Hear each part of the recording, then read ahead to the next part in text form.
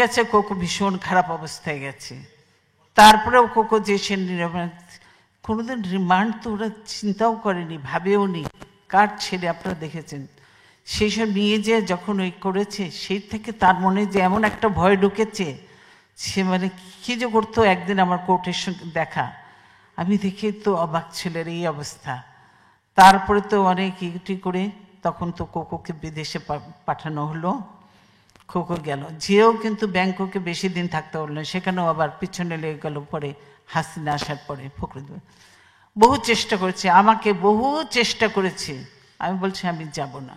আমরা যদি বলছে আবার বলে যে আপনি তো আবার তাড়াতাড়ি ফিরে আসবেন, কোনো অসুবিধা নেই, আমরা তাড়াতাড়ি নিয়ে আসবো। এখন এই আওয়ামী লীগকে খালি কী করি, আওয়ামী লীগ বলছে কিন্তু তাদের তো প্ল্যান ভিন্ন।